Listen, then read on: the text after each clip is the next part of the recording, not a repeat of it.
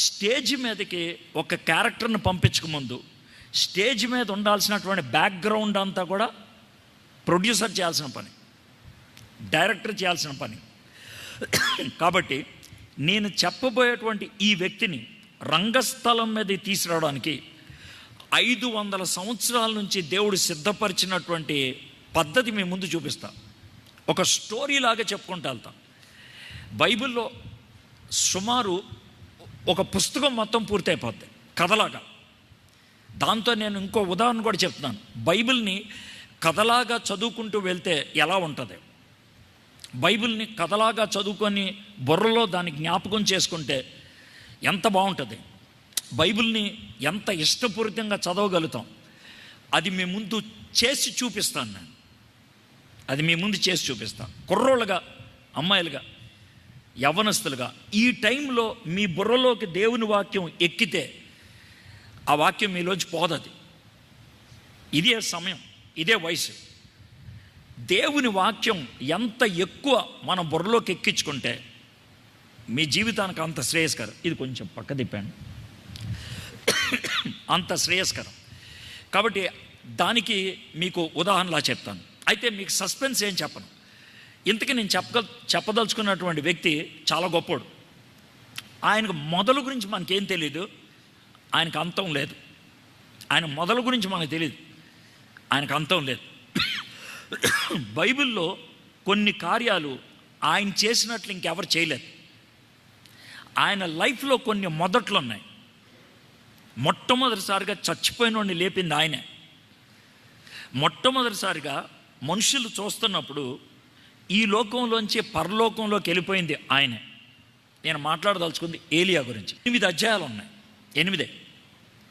మొదటి రాజుల గ్రంథం 17వ అధ్యాయం నుంచి చివరి దాకా, 2వ రాజుల గ్రంథం మొదటి 2 అధ్యాయాలు, 8 అధ్యాయాలు మాత్రమే ఆయన గురించి ఉంది బైబిల్లో. కొత్త నిబంధనలో, పాత నిబంధనలో ఉన్నటువంటి వ్యక్తుల్లో అతి ఎక్కువ సార్లు ప్రస్తావించింది ఏలియా గురించే. 30 సార్లు ప్రస్తావించారు కొత్త నిబంధనలో. చాలా గొప్పడు. మొట్టమొదటిసారిగా ఓ చనిపోయిన వ్యక్తిని ప్రార్థన చేసి తిరిగి లేపడానికి దోహదపడ్డాడు. ఆ ఏలియాని దేవుడు ఎలాంటి పరిస్థితుల్లో పిలుచుకొచ్చాడు అది మనం చూస్తాం ఇప్పుడు. ఏలియాని దేవుడు ఎందుకు ఏర్పరచుకున్నాడు, ఏలియాలో ఉన్నటువంటి లక్షణాలు ఏంటి, అది పొద్దున్న చూస్తాం. అలాంటి లక్షణాలు కలిగినటువంటి ఏలియాని ఎలా సిద్ధపరిచాడు అనేది మధ్యాహ్నం చూస్తాం. ఇది నేను చేసేటువంటి అయితే నేను సుదీర్ఘంగా చాలా పొడుగు రంగస్థలాన్ని సిద్ధపరుస్తా. అంటే ఏలియాని దేవుడు స్టేజ్ మీదకి తీసుకురాకుండా ముందు దగ్గర 100 సంవత్సరాలు ఏం జరిగింది, 500 సంవత్సరాలు ఏం జరిగింది, 2 కూడా మీకు చెప్తాను కథలాగా. ఇప్పుడు నేను చేసే పని అది. 1947 అనగానే మీకేం గుర్తొస్తుంది? ఇండిపెండెన్స్. ఇది భారతీయులు కాబట్టి. నేను ఒక అమెరికా వాడి దగ్గరికి వెళ్ళి 1947 అంటే వాడు ఏమంటాడు, ఏమైంది సార్ అంటాడు. రష్యా వాడి దగ్గరికి వెళ్ళి 1947 అంటే ఏమైంది అంటాడు. కానీ భారతీయుడు 1947 అంటే ఏమైంది అంటాం, చెప్పేస్తాడు మనకి స్వాతంత్రం వచ్చిందని. అదే ఒక యూదుడి దగ్గరికి వెళ్ళి 1446 అని అంటే వాడు కూడా కళ్ళు తెరుచుకుంటాడు, వాడికి కూడా గుర్తొస్తుంది. కానీ 1947కి 1446కి ఒక తేడా ఉంది. 1947 క్రీస్తు శకం, 1446 క్రీస్తు పూర్వం. 1446 క్రీస్తు పూర్వం ఏం జరిగిందంటే ఇశ్రాయేలీలు ఐగుప్తీ బానిసత్వంలోంచి బయటకు వచ్చినటువంటి సంవత్సరం. కరెక్ట్గా డేట్ చెప్పాలంటే నీసాన్ మాసం, అంటే మన క్యాలెండర్లో మార్చి ఏప్రిల్లో వస్తుంది. 14వ తారీఖున వాళ్ళు బయటకు వచ్చారు. ఆ రోజునే యేసు ప్రభుని సిలువ ఎక్కించారు. ఇది మనకి నిర్గమకాండం 12వ అధ్యాయంలో ఉంటుంది. అక్కడ నుంచి స్టోరీ మొదలు పెడుతున్నాం. ఒక పాయింట్ ఉండాలి కదా, అక్కడ నుంచి స్టోరీ మొదలు పెడుతున్నాం. సరే, వాళ్ళు బయటకు వచ్చారు. 40 ఏళ్ళు అరణ్యంలో ప్రయాణం చేశారు. దేవుడు బోళ్ళు కార్యాలు చేశాడు, మీకు తెలిసినే. ఈ 40 ఏళ్ళు వాళ్ళని నడిపించింది ఎవరు అంటే మోషే గారు. మోషే గారు చనిపోయాడు, యోర్దాను నది యువతలు చనిపోయాడు. అక్కడి నుంచి యెహోషువ గారు నాయకుడయ్యాడు. యెహోషువ గారు యోర్దాను నది దాటిన తర్వాత దాటిన తర్వాత 7 ఏళ్ళు పట్టింది. దేనికి? అక్కడ ఉన్నటువంటి 7 రాజ్యాల శత్రువుల్ని ఓడగొట్టడానికి. ఎక్కడ? దేవుడు వాగ్దానం చేసిన కనాన్లో 7 ఉండేవాళ్ళు, 7 రకాలైన జనాలు. వాళ్ళని ఒక్కొక్కరిని ఓడించి ఒక్కొక్క పట్టణాన్ని తన చేజిక్కించుకోవడానికి 7 ఏళ్ళు పట్టింది. ఆ తర్వాత 18 సంవత్సరాలు ఆయన ఇశ్రాయేలీల్ని పెద్దగా ఉండి నడిపించాడు. గ్రామ పెద్ద, పంచాయతీ ప్రెసిడెంట్, సర్పంచ్ గారు, ఊరు పెద్ద అని మనం ఎలా ఉపయోగిస్తామో వాళ్ళు ఉపయోగించిన పదం న్యాయాధిపతి. ఆయన చచ్చిపోయాడు. ఆయన చచ్చిపోయిన తర్వాత దేవుడు వేరు న్యాయాధిపతులను లేపుకుంటూ వచ్చాడు. సంసోను, గిద్యోను, తర్వాత యెఫ్తా, దెబోరా, ఇలాంటి వాళ్ళని వాడుకుంటూ వచ్చాడు. ఇది 300 సంవత్సరాలు నడిచింది. 300 సంవత్సరాలు. నేను ఇప్పుడు 1050 క్రీస్తుపూర్వంకి వచ్చాను. 1050 క్రీస్తుపూర్వం అంటే 1446 అంటే ఇప్పటి నుంచి 3470 సంవత్సరాల క్రితం జరిగిన విషయం. 1050 క్రీస్తుపూర్వం 1050 ఆ ప్రాంతంలో జరిగిన విషయం. పెద్దలంతా కూడా, ఇశ్రాయేలీయుల పెద్దలంతా కూడా అప్పట్లో ఉన్నటువంటి న్యాయాధిపతి దగ్గరికి వచ్చారు. ఆయన పేరు సమూయేలు. అయ్యగారు కూర్చొని ఉన్నారు. వచ్చారు. అయ్యగారు, మీతో విషయం ఆడదాం వచ్చాము సార్. ఏం చెప్పండి విషయం? సార్ మాకేమీ నచ్చలేదు సార్ పరిస్థితులు అని అన్నారు. ఏమైంది చెప్పండి అన్నారు. నాటకీయంగా చెప్తాను నేను, మీకు కూడా ఇంట్రెస్టింగ్గా ఉంటుంది. డైలాగ్ ఫామ్లో చెప్పుకుంటూ వెళ్తాను. ఓకే, ఒక ప్రసంగం లాగా ఉండదు, ఇది ఒక సీరియల్ నడుస్తున్నట్లు ఉంటుంది. ఓకే, మేము ముందు ఆ విధంగా నాటకం చేసినట్లు చేస్తాం. మాకేమీ నచ్చలేదు సార్. ఏమైందని? సార్ మేము చుట్టూ రాజ్యాలు చూసాం సార్, ఆ రాజ్యాల్లో ఉన్నది మన దగ్గర లేదు సార్ అన్నాను. ఏంటి రాజ్యాల్లో ఉన్నది మన దగ్గర లేదు? రాజ్యాల్లో ఒక పెద్ద కుర్చీ ఉంటుంది సార్, ఆ కుర్చీ మీద ఒక ఆయన కూర్చుంటాడు, కాలు మీద కాలు వేసుకొని కూర్చొని ఉంటాడు. ఇలా అని మాట్లాడితే టకటకా పనులు జరుగుతాయి. మనకు అలాంటి వాడు ఎవరు లేడు సార్, మాకు అది నచ్చలేదు అని అన్నాడు. అదే ఆ రాజా, అదే రాజు. మనకు రాజు లేడు, మనకు రాజు కావాలి. రాజు లేకపోతే బాగోదు. రాజు ఉంటే ఆయన గురించి కొంచెం గట్టిగా మాట్లాడటానికి ఉంటుంది. ఓ మా రాజుడి అని చెప్పడానికి ఉంటుంది అని అంటే, సామ్యూయేలు ఏమంటాడంటే, రాజు ఉండటం తప్పులేదయ్యా, కానీ రాజు వస్తే మీకు 2 సమస్యలు అన్నాడు. ఇంక చాలా ఉంటాయిలే, 2 చెప్తాను అన్నాడు. అది చెప్పండి. ఇప్పుడు నీకు ఒక అందమైన అమ్మాయి పుట్టిందనుకో, కూతురు. ఆ అమ్మాయి కొంచెం వయసుకు వచ్చిందనుకో, 14-15 ఏళ్ళు చాలు వచ్చిందనుకో, ఈ రాజుగారి కంటపడింది అనుకో అమ్మాయి, నాకు ఆ అమ్మాయి కావాలి అంటాడు.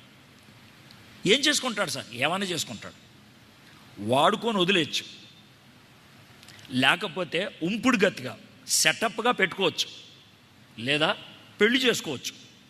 ఎంతమందిని చేసుకుంటాడు? 1000 మందిని చేసుకోవచ్చు, 5000 మందిని చేసుకోవచ్చు. రాజు కదా, అన్ని ఎవడ ఆపడానికి లేదు. మీ అందమైన కూతుర్లందరినీ ఆడు ఎత్తుకెళ్ళిపోతాడు. ఎందుకు వచ్చిన తలనొప్పి? ఇది సమస్య నెంబర్ 1. రెండో సమస్య, నువ్వు కష్టపడి విత్తనాలు చల్లుతావు, చక్కగా పంట వస్తుంది, రాజుగారికి కంటపడుతుంది. రేయ్ అందులో సగం నాకు పంపించే అంటాడు. సార్ అని అంటే ఆయన లేపేసి మొత్తం తెచ్చేయండిరా అంటాడు. ఎప్పుడేమంటాను లేదు, రాజు కదా. కాబట్టి ఈ 2 నష్టాలు ఉంటాయ్యా, వద్దు అని అంటే కుదరదు సార్, అవన్నీ మేము భరిస్తాం, మాకు రాజు కావాలని. సామ్యూయేలు చేయగలిగే పని ఉంది. దేవా ఏంటి ప్రభు అంటే, ఎందుకే నువ్వు వేడిస్తావు? రాజును వద్దన్నారు, రాజుని కావాలన్నారు. రాజుని కావాలంటే ఇప్పుడున్న రాజు వద్దని. ఇప్పుడున్న రాజు ఎవరు? నేను. నన్ను వద్దంటున్నారు, నువ్వెందుకు టెన్షన్ పడతావు? వాళ్ళకి నేను బుద్ధి చెప్తానులే, సార్ రాజుని ఇద్దాం అని ఒక రాజుని ఇచ్చాడు. ఆ రాజుగారి పేరే సౌలు.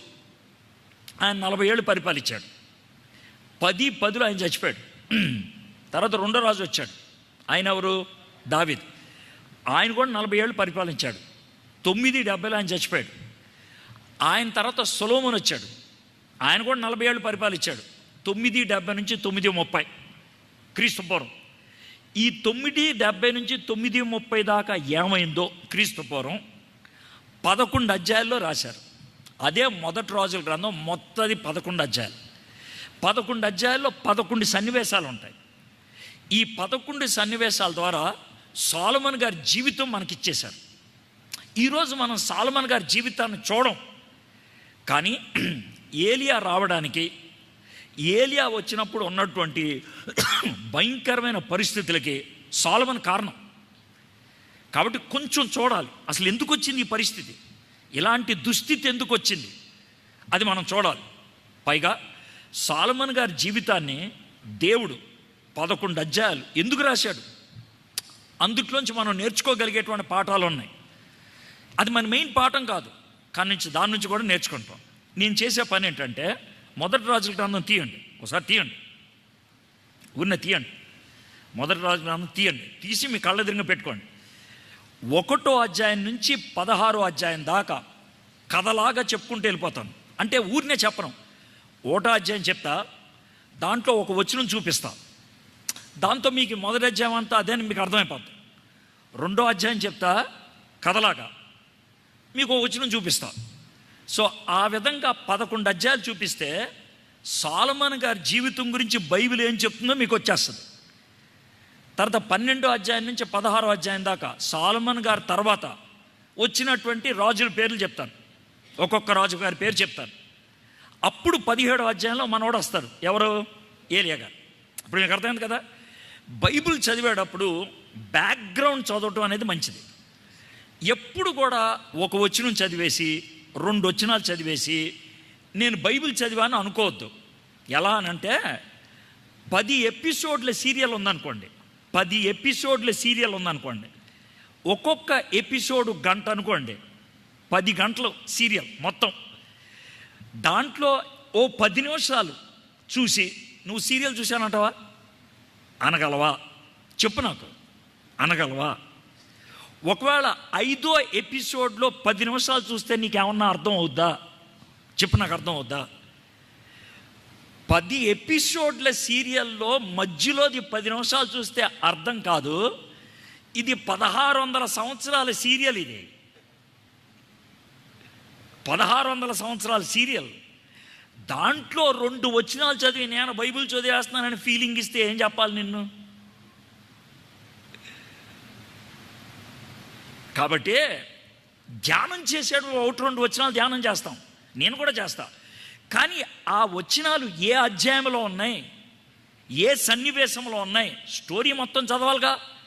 మనం కూడా సీరియల్ చూసినా, సినిమా చూసినా, సినిమా 3 గంటలు ఉంటుంది, కానీ గుర్తుండేది ఒక డైలాగే.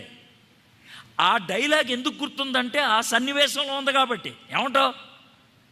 అది విషయం. కాబట్టి మీ బాణీలోనే నేను మాడతాను, మీ బాణీలోనే. సరసాధారణంగా ఇలాంటి స్టేజ్ మీద నా విధమైన భాష ఉపయోగించి ఎవరు మాడరు, మాడితే అయ్యగారు కూడా పిలవరు, ఎందుకో నన్ను పిలుస్తున్నారు ఆయన, అర్థమైందా? కాబట్టి నేను అదే బాణీలో మాడతాను, మీకు అర్థం అవ్వడానికి. నా గురి గమ్యం మీకు అర్థం అవ్వాలని. కాబట్టి ఆ విధంగా ఒక వచనం అర్థం పర్థం లేకుండా, మొదలు తొదలో లేకుండా చదివేసి నాకు ఒక వచనం తెలుసని, ఆ వచనం ఎవరు చెప్పారో, ఎందుకు చెప్పారో, ఎలా చెప్పారో తెలియకుండా దాన్ని బట్టి పట్టేస్తే దేవుడు నీతో ఏం మాడతాడు? సందర్భం తెలియాలి కదా. అందుకనే ఈ సందర్భం అంతా చెప్పడానికి మొదలు పెడుతున్నాం. మొదటి రాజుల గ్రంథం 1వ అధ్యాయం. దావీదు గారికి 69 ఏళ్ళు, దావీదు గారికి 69 ఏళ్ళు, ముసలోడు, చచ్చిపోయే పరిస్థితిలో ఉన్నాడు, బలహీనంగా ఉన్నాడు, మూలలో కూర్చొని ఉంటాడు, జ్యూసులు అయితే తాగిపిస్తూ ఉండుంటారు. అయితే ఈలోగా ఒక పనుడు వచ్చాడు, అయ్యగారు మీ భార్య గారు అర్జెంటుగా మీతో మాడాలంట అని అన్నారు. అని అంటే మామూలుగా ఎవరైనా సరే కనుక భార్య గారా రాండి అని చెప్తారు. కానీ దావీదు ఇదంతా నేను కొంచెం కల్పించి మాడుతున్నా, కల్పించినప్పుడు కూడా నా ఇష్టం వచ్చినట్టు కల్పించలా, జరిగేది ఏదో అదే చెప్తున్నా. ఏ భార్యరా అని అడుగుండి ఉంటాడు దావీదు. ఎందుకంటే మనకు కూడా 2-3 ఉన్నారు ఆయనకి. అంటే బెత్షెబా గారు సార్ అని అంటే రమ్మని చెప్పు అని అంటే ఆవిడ వస్తూనే కళ్ళు తుడుచుకొని వస్తుంది. ఈయనకి మనవాడికి అప్పుడే చిరాకు స్టార్ట్ అయిపోద్ది, ఈవిడ ఏడ్చుకుంటూ వస్తుంది, ఏదో పెద్ద పెడుతుందని. కూర్చుంటే ఏంటమ్మా విషయం అంటే, అయ్యగారు చాలా ప్రాముఖ్యమైన విషయం మీద మాట్లాడదామని వచ్చాను. కూర్చు చెప్పు. ఏమండి, మనం యవ్వన వయసులో ఉన్నప్పుడు తప్పు చేసాం, అది ఎప్పుడో, ఇప్పుడు గుర్తు చేయాలా అంటే గుర్తు చేయాల్సి వచ్చింది, చెప్తున్నా. అప్పుడు బాబు పుట్టాడు, ఆడికి జబ్బు వచ్చి చచ్చిపోయాడు కదా. అంతేకాదు, ఆడికి జబ్బు ఉన్నప్పుడు 7 రోజులు నేను ఉపవాసం ఉన్నా. తెలుసండి నాకు మీరు ఉపవాసం ఉన్నారని. వాడు చచ్చిపోయిన తర్వాత కదా మన జీవితాల్లో మార్పు వచ్చింది. అవును వచ్చింది. ఇప్పుడు ఎందుకు కూర్చేస్తున్నాం? అది కాదండి. దేవుడు మనల్ని క్షమించి ఆ తర్వాత ఒక బాబునిచ్చాడు. అవును ఆడేగా మన సాల్మన్. అదే వాడే మన సాల్మన్. కానీ సాల్మన్ పుట్టినప్పుడు మీరు ఒక మాట అన్నారు. ఏమన్నాను? నా తర్వాత రాజు ఈడే అని అన్నారు. అవును కరెక్టే అన్నాను. అయితే ఇప్పుడు బాధ ఏంటంటే, ఇంత ఏడ్చుకుంటే ఎందుకు వచ్చానంటే ఆడెవడో ఇంకోటి రాజే కూర్చున్నాడు అక్కడ. అది నా బాధ.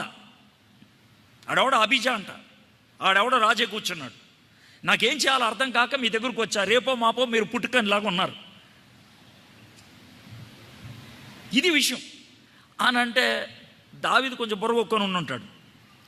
దీనికి ఎంత తెలివితేటలు లేవు. ఇంత విషయం ఎవరు చెప్పుండి అంటాడు. అవును ఇవన్నీ నీకు వచ్చినా అని చెప్పాడా అంటే, నాతాన్ గారు కొంచెం ఎక్కించాడా పొల్లా పిలువ అనే పిలు అంటే నాతాన్ గారిని పిలిచారు. పిలిచిన తర్వాత నాతాను ఏమి తెలియదు అన్నట్లు వస్తాడు. బాబు నాయనా పొల్లెట్టావు కదా అంటే, అవసరం కాబట్టి పెట్టాను సార్. కూర్చో. ఏమంటావు ఇప్పుడు? ఏం లేదు, అమ్మగారు చెప్పారు కదా, మీరు దేవుని ఎదురుగా వాగ్దానం చేశారు నా తదనంతరం సొలొమోను అనేసి. ఇప్పుడు మీరు రేపో మాపో పోయేటట్టు ఉన్నారు. మీరు పోతే కనుక దీన్ని ఎవరు సర్దుబాటు చేయగలరా? మీరు ఉన్నప్పుడే ఏదో ఒకటి చేశారు అన్నట్టు ఇంకేం చేస్తాం? పిలువు. ఆ బాబుని పిలిచి వాడిని యువరాజుగా అభిషేకం చేద్దాం అన్నట్టు చేశారు. ఇది మొదటి అధ్యాయం. ఈ మొదటి అధ్యాయంలో ఒక వచనం చదివి వినిపిస్తాను, మీకు అర్థమైపోద్ది. 17వ వచనం. ఈ డైలాగు మన బెత్షెబా గారు దావీదు గారితో చేసిన డైలాగ్ అనమాట. అంటే మొదటి అధ్యాయానికి కీ వచనంలాగా. నా ఏలినవాడా అంటే ఎవరు? దావీదు గారిని. నీవు నీ దేవుడైన యెహోవా తోడని నీ సేవకురాలనైన నాకు ప్రమాణం చేసి అవశ్యముగా నీ కుమారుడైన సొలొమోను నా వెనక ఏలువాడై నా సింహాసనం మీద ఆసీయుడు నగ్నని సెలవిచ్చితివే. క్లియర్గా అర్థమైంది కదా? సో ఇది మొదటి వచనం. సో మొదటి వచనానికి ఒక్క మాట గుర్తుపెట్టుకున్నాం. రాజు అదే సొలొమోను యువరాజు అయ్యాడు. చెప్పండి అంతే. బస్ ఒక్క ఆ మాట గుర్తుపెట్టుకుంటే మొదటి అధ్యాయం అంతా వచ్చేస్తుంది. సొలొమోను యువరాజు అయ్యాడు. ఇప్పుడు రెండో అధ్యాయంకి వద్దాం. మన దావీదు గారికి 70 ఏళ్ళు వచ్చినాయి. ముసలోడు అయిపోయాడు. కూర్చొని ఉన్నాడు, దగ్గుతున్నాడు, జ్యూసులు గీసులు తాగుతూ ఉన్నాడు. రే యువరాజు గారిని పిలవండి, కొంచెం అర్జెంట్గా మాట్లాడాలి అంటే సొలొమోను గారిని పిలిచారు. చూశాడు. డాడీ ఏంటి విషయాలు ఏంటి అంటే, అప్పుడు డాడీ అని పిలుస్తారా అని అవద్దు, మనకు అర్థం అవడానికి చెప్తున్నా. ఏం లేదురా బాబు కూర్చో, నీతో కొంచెం మాట్లాడు. డాడీ ఆరోగ్యం సరిగ్గా లేదు, ఇప్పుడు మాట్లాడతాం అవసరమా?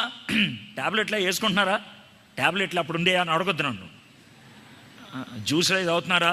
డాక్టర్లు వచ్చి ఇంజక్షన్లు ఇస్తున్నారా అంటే అన్నీ బాగానే ఉన్నాయిరా, కొంచెం కూర్చో మాట్లాడాలి అంటే, అది కాదు డాడీ మీకు బాగాలేదు కదా.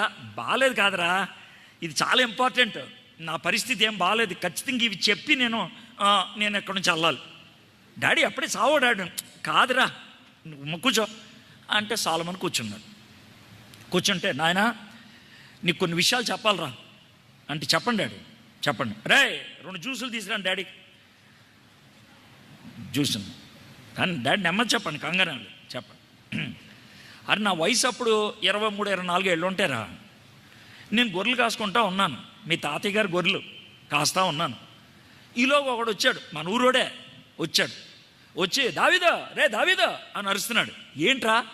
నాన్న అర్జెంట్ రమ్మంటాడు రా నిన్ను. ఏమన్నా ఇంటి దగ్గర గొడవ అవుతుందంటే, గొడవ ఏం లేదురా. మరి ఏంట్రా అంత అర్జెంట్ ఏంటి? ఏమోరా సాముయేల్ గారు అంటే ఎవరు వచ్చారు. అవునా సాముయేల్ గారు వచ్చారా? ఏమైంది విషయం? ఏమో మీ అన్నయ్యలందరూ వరుసగా నుంచో పెట్టాడురా, ఏదో నెత్తి మీద పెట్టి ప్రార్థన చేశాడు, నాన్నతో ఏదో మాట్లాడాడు. నాన్న నన్ను గబుక్కుని పిలిచి దావీదుని పిలిచిరా అన్నారు. నాకు తెలియదురా ఎందుకో. గొడవేం లేదురా బాబు, అంతా బాగానే ఉంది, కానీ అర్జెంట్ రమ్మన్నారు. ఈలోగా పక్క రే కొంచెం నాకు గొర్రెలు చూడండిరా, నాన్న రమ్మన్నాడంట అని మనోడు వెళ్ళిపోయాడు. వెళ్ళిపోయేటప్పటికే సాముయేల్ గారు ఏమి ఇంట్రడక్షన్ లేదు, ఏమీ లేదు. దావీదు రాగానే నెత్తి మీద చేయి పెట్టి ప్రార్థన చేసి ఆ తర్వాత నెత్తి మీద నూనె పోసి నువ్వే యువరాజు అన్నాడు. దావీదుకి ఏం అర్థం కాదు. ఏంటండి ఇది అని అన్నాడు. అంటే బాబు దేవుడికి సౌలు గారి మీద కోపం వచ్చింది కాబట్టి నెక్స్ట్ రాజు ఎవరో డిసైడ్ చేయాలని అనుకున్నాడు. సౌలు కుటుంబస్తులు ఇంకా రాజు అవడానికి వీల్లేదు. దేవుడు నాతో ఏమని చెప్పాడంటే, జెస్సీ ఇంటికెళ్ళు, వాళ్ళ కొడుకుల్లో ఒక కొడుకుని నేను రాజుగా ఏర్పరిచానని చెప్పాడు. మీ నాన్నగారి దగ్గరికి వచ్చా.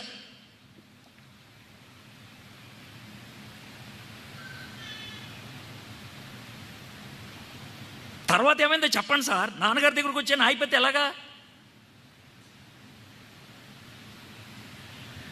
అంటే నువ్వు బాధపడతావు అని ఉంది నాకు కొంచెం. లేదు లేదు, మీరు నిజం చెప్పాలి, మీరు నిజం చెప్పాలి. నిజమే చెప్తాను, కానీ నాకు కొంచెం టెన్షన్గా ఉంది. చెప్పు, పర్లేదు చెప్పండి శామిల్ గారు. నాన్నగారిని మీ కొడుకులందరినీ వరుస పెట్టమన్నా, నిన్ను తప్పించి అందరం పెట్టాడు ఆయన. అందరమే చేయి పెట్టా. దేవుడు ఇళ్ళలో ఎవరు కాదన్నాడు. దేవుడు ఖచ్చితంగా మీ నాన్నగారి పేరు చెప్పి వాళ్ళ కొడుకు అన్నాడు. ఇక్కడేమో అందరు కొడుకులు ఉన్నారన్నారు, కానీ వీళ్ళు కాదంటున్నాడు. నాకేం చేయాలో అర్థం కాల. నాన్నగారిని ధైర్యంగా అడిగా, ఏమంటే ఇంకెవరన్నా కొడుకులు ఉన్నారని. ఆయన చటుక్కుని లేడు అన్నాడు. అది ఎలాగొద్దండి అని అన్నా. ఒకడున్నాళ్లే పనికి మళ్ళాడు, గొర్రెలు కాసుకునేవాడు. ఇప్పుడు దావీదుకి ఏమొచ్చేస్తే కళ్ళని నీళ్ళు వచ్చేస్తూ ఉంటాయి. అలా అన్నారయ్యా. ఇలాగా సొలొమోనుకి చెప్తా ఉంటే, డాడీ ఏం డాడీ ఏడుస్తున్నావు? కాదురా, నీకు చెప్పదలుచుకుంది ఏంటి తెలుసా, నా సొంత తండ్రి నాకు విలువ ఇవ్వలేదురా. నా సొంత తండ్రి నాకు విలువ ఇవ్వాల. ఎంత పెద్ద రాజ్యానికి నేను రాజయ్యానంటే మా అమ్మ నాన్న ఇచ్చిన ఆస్తి కాదు అది. నేను సంపాదించింది కూడా కాదు, నేను సాధించింది కూడా కాదు. దేవుడు నాకు ఇస్తే వచ్చింది. కాబట్టి అది నీ చేతుల్లో పెడుతున్నప్పుడు ఇదేదో మా నాన్న సంపాదించింది, ఇది మా నాన్న రాజ్యం, అలాంటి ఫీలింగ్ వద్దు. ఇది దేవుడి రాజ్యం, మీ నాన్న కాదు. నేనంత దిక్కుమాలినోడు, నీకు అర్థమైంది కదా. నా సొంత తండ్రి నన్ను చీకొట్టాడు. నాయన దీన్ని నమ్మకంగా చూసుకోవాలరా, జాగ్రత్తగా చూసుకోవాలి. దేవుడు నాకు వాగ్దానం ఇచ్చాడు, నమ్మకంగా ఉంటే ఎప్పటికీ నీ తరం వారు ఈ సింహాసనం మీద ఉంటారని. నేను నీ చేతిలో బ్యాటన్ పెడుతున్నా, నువ్వు నీ తర్వాత చేతిలో, కొడుకు చేతిలో బ్యాటన్ పెట్టాల, కర్ర. ఇది అలా కొనసాగాల. దేవుడు వాగ్దానం అయితే ఉంది, మన జీవితంలో నెరవేర్పు ఉండాల. ఇది దావీదు సొలొమోనుకి చెప్పాడు. ఆయన చచ్చిపోయాడు. ఎవరు? దావీదు. ఈ దావీదు చచ్చిపోవడం గురించి మనం చూద్దాం. అంటే ఆ సన్నివేశం దాకా 2వ అధ్యాయం 3వ వచనం. నీ దేవుడైన యెహోవా అప్పగించిన దాన్ని కాపాడి ఆయన మార్గంలో అనుసరించిన ఎడల నీవు ఏ పని పూనుకొనినను, ఎక్కడ తిరిగినను అన్నిటిలో వివేకంగా నడుచుకుందువో, మోషే ధర్మశాస్త్రంలో రాయబడి ఉన్న దేవుని కట్టడలను, ఆయన నియమించిన ధర్మమంతటిని, ఆయన న్యాయ విధులను, శాసనములను గైకొను. ఇది చెప్పాడు. చెప్పి దావీదు చచ్చిపోయాడు. దావీదు చచ్చిపోయిన తర్వాత సొలొమోను రాజు అయిపోయాడు. 12వ వచనం చూడండి, 2వ అధ్యాయం. అప్పుడు సొలొమోను తన తండ్రి అయిన దావీదు సింహాసనం మీద ఆసీనుడాయను, అతని రాజ్యము నిలకడగా స్థిరపరచను. 1వ అధ్యాయం సొలొమోను యువరాజు, 2వ అధ్యాయం సొలొమోను రాజు. అజమైంది కదా. ఒక్క అధ్యాయం ఒక మాట గుర్తుపెట్టుకుని చదువు. 3వ అధ్యాయంకి వచ్చేద్దాం. సొలొమోను గారు రాజు అయిన తర్వాత బహుశా కొన్ని వారాలకో లేదా కొన్ని నెలలకో మనోడికి ఒక తలంపు వచ్చింది. మా నాన్నగారు చెప్పారు, ఈ రాజ్యాన్ని నడిపించాలంటే మనకి జ్ఞానం కావాలని అని. గిబియా అనేటువంటి ప్రాంతంలో మందసం ఉండేది. అక్కడ మనోడు ప్రార్థన చేసుకోవడానికి వెళ్ళాడు. ఎవరు? సొలొమోను గారు. అప్పట్లో ఉన్న అలవాటు ప్రకారం ప్రార్థన చేసి ఉంటాడు. అబ్రహాము దేవా, ఇస్సాకు దేవా, యాకోబు దేవా, పితరుల దేవా అని ప్రార్థన చేసి ఉంటాడు. తర్వాత కొంచెం ఎగస్ట్రాగా మా నాన్నగారి దేవా అని కూడా నుండి ఉంటాడు. ఎందుకంటే అప్పట్లో అలాగే పిలిచేవాళ్ళు. ఈ పిలుస్తూ ఉంటే కొద్దిసేపటికే, బాబు సొలొమోన్. ఎవరదే బాబు సొలొమోన్. ఎవరో అయ్యా సొలొమోన్. నేనయ్యా, మీ నాన్నగారి దేవుడిని. అయ్యా మీరు వచ్చారా? అవునయ్యా నేనే వచ్చాను. నువ్వు నాకు ఇష్టం. అయితే నీకేదైనా కావాలంటే ఒకటి ఇస్తా, ఏదన్నా ఒకటి కోరుకో అని అన్నాడు. అయ్యా ఒక 2 నిమిషాలు టైం ఇస్తారా? మీరు అడిగింది ఒకటే కదా, ఏది అడిగితే బాగుంటుందో ఆలోచించాలి కదా. ఓ 2 మినిట్స్ టైం ఇవ్వండి. సొలొమోన్ గారు మనవాడు ఆలోచిస్తూ ఉంటాడు. డబ్బు అడిగామనుకో, ఎవడో ఒకటి కొట్టుకెళ్ళిపోతాడు. సింహాసనం అడిగామనుకో, అది ఉంటుందో లేదో గ్యారంటీ లేదు. ఆస్తి అంతస్తులు అడిగామనుకో, ఏం లాభం? చిరకాలం మనకు ఉపయోగపడేది ఏం అడిగితే బాగుంటుందో ఆలోచించి అయ్యా డిసైడ్ అయ్యాను నేను. ఏం కావాలి? నాకు జ్ఞానం కావాలయ్యా, జ్ఞానం. సొలొమోన్ ఎందుకు జ్ఞానం కోరుకున్నావు? అది కదయ్యా, ఇప్పుడు మొబైల్ అడిగాను అనుకో, నువ్వు మొబైల్ ఇస్తావు కాదనట్లా. చాలామంది ఈ మొబైల్ని పట్టుకొని జీవితం పాడు చేసుకునే వాళ్ళు ఉన్నారు. సమస్య మొబైల్తో కాదు, ఈ మొబైల్ని ఎలా వాడాలో తెలియని జ్ఞానం లేక చాలామందికి వాళ్ళకి నాలెడ్జ్ ఉంది, తెలివి అంటే ఏంటి? కత్తి ఏం చేస్తుంది? కోస్తుంది. కరెంట్ ఏం చేస్తుంది? వెలిగిస్తుంది. అదే.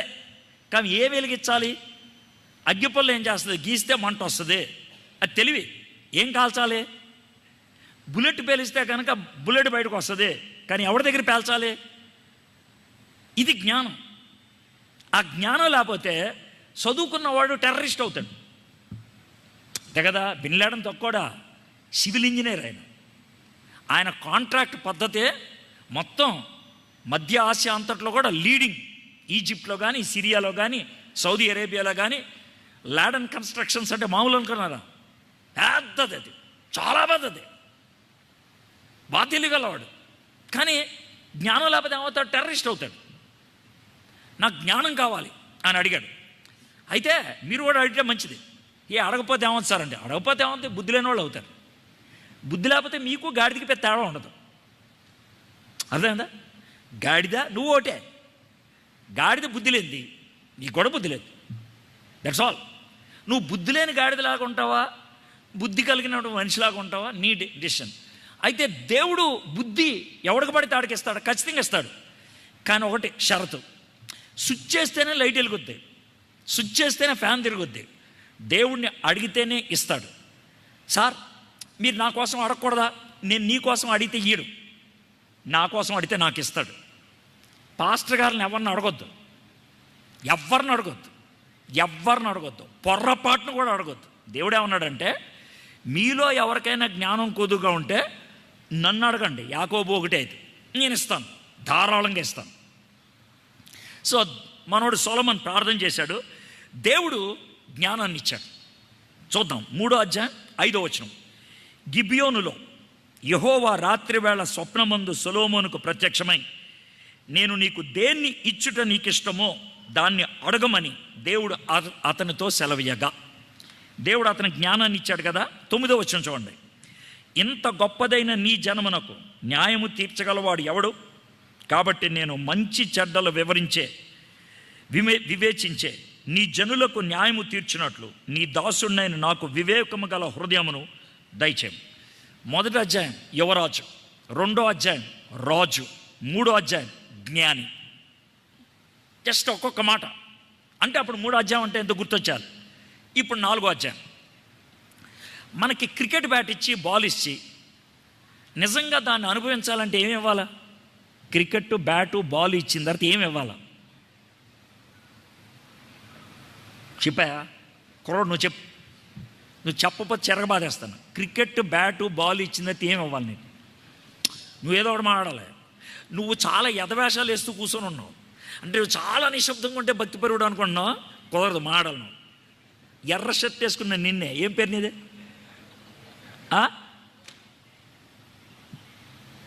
పువన్. చెప్పు. క్రికెట్ బ్యాటు బాలు ఇచ్చిన తర్వాత నీకేమి ఇవ్వాలి?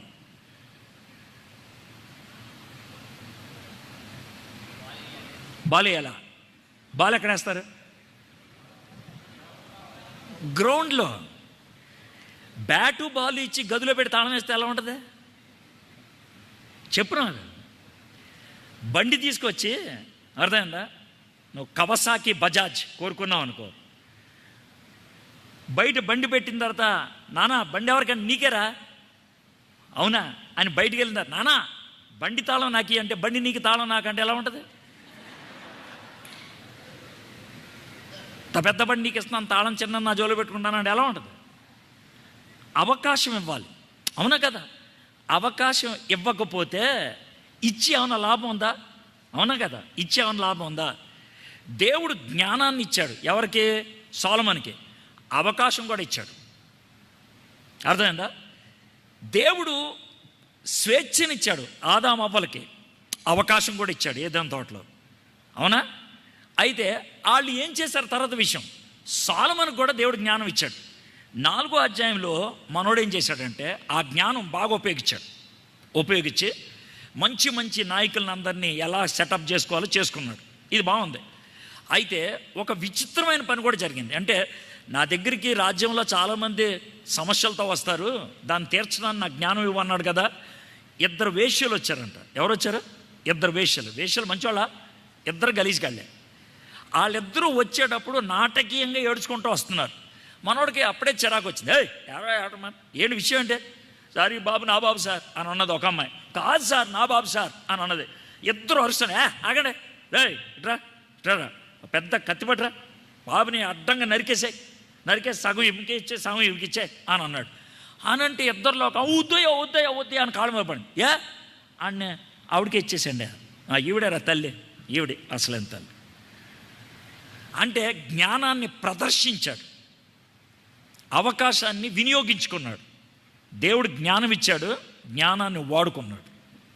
1వ అధ్యాయం యువరాజు, 2వ అధ్యాయం రాజు, 3వ అధ్యాయం జ్ఞానం, 4వ అధ్యాయం జ్ఞాన ప్రదర్శన.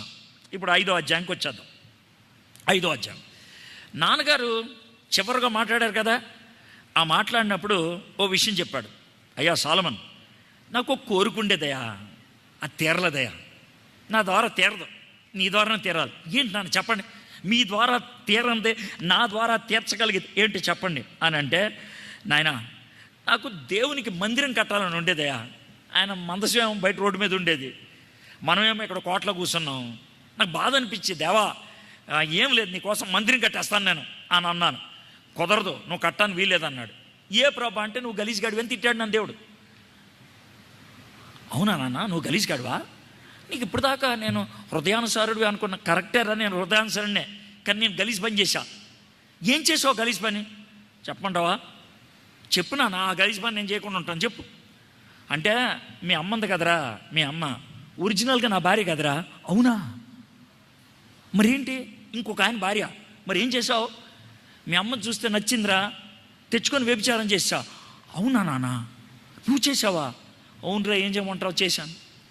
నీకంటే ముందు ఆవిడ పుట్టాడు రా, మీ అన్నయ్య, దేవుడు తీసేసుకున్నాడు. అప్పుడు వచ్చింది బుద్ధి.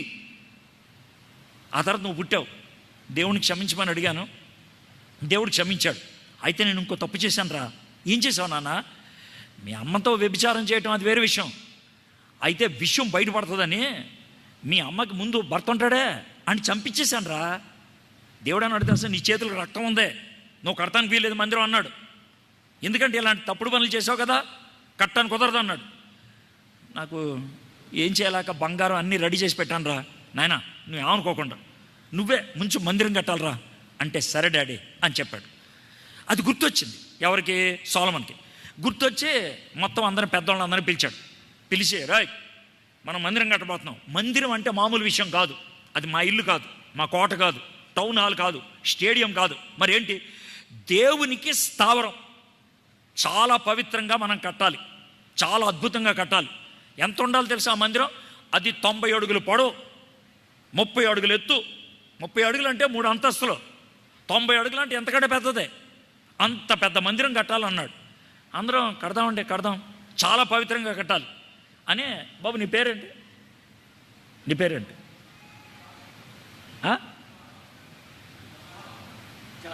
జాషువా. నీ పేరు జాషువా. నువ్వు తబలా కొడతావు కదా, ఓ బీట్ వేస్తావా? మంచి తమ్ముడు, ఒక చిన్న మాట, బీట్ వేయాలి కానీ సౌండ్ మాత్రం బయట రాకూడదు.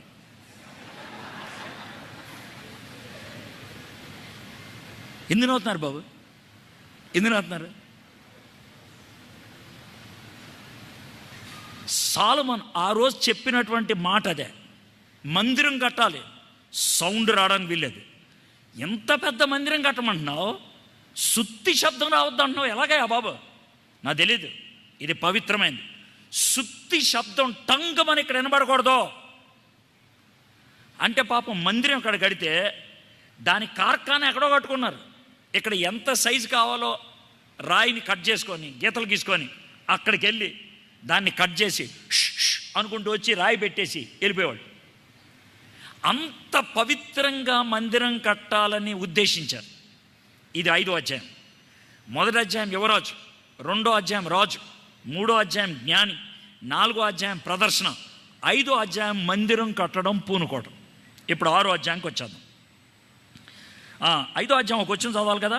5వ వచనం, కాబట్టి నీ సింహాసనం మీద నేను నీకు బదులుగా కూర్చుండబెట్టు నీ కుమారుడు నా నామ ఘనతకు ఒక మందిరమును కట్టించినని యెహోవా నా తండ్రి అయిన దావీదునకు సెలవిచ్చినట్లు నా దేవుడైన యెహోవా నామ ఘనతకు ఒక మందిరమును కట్టించుటకు నేను ఉద్దేశము గలవాడినై ఉన్నాను. ఉద్దేశాన్ని చెప్పాడు. ఇది 5వ వచనం. 6వ వచనం చదివి చెప్తాను ఈసారి. 6వ అధ్యాయం 1వ వచనం. అయితే ఇశ్రాయేలీయులు ఐగుప్తు దేశంలో నుండి బయలుదేరి వచ్చిన 480వ సంవత్సరం. ఒక చిన్న మాట, మీకు జ్ఞాపకం ఎంత దాకా పనిచేసిందో చూద్దాం. ఇశ్రాయేలీయులు గుర్తుపెట్టుకునే సంవత్సరం ఎంత చెప్పాలి? 1446.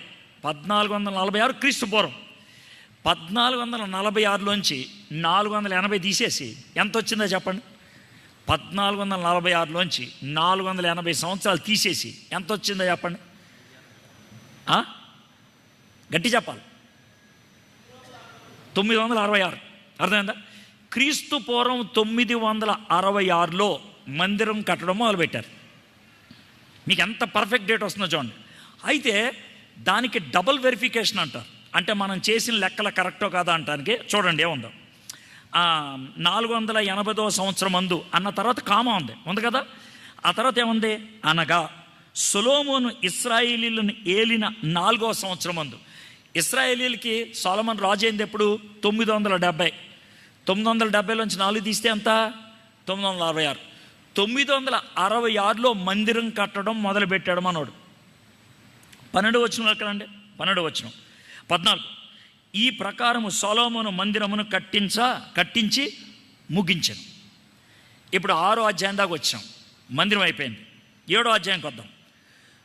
1వ వచనం. సొలొమోను 13 సంవత్సరములు తన నగరును కట్టుచుచుండు దాన్ని అంతటిని ముగించెను. ముందు ఏం కట్టాడు? మందిరం.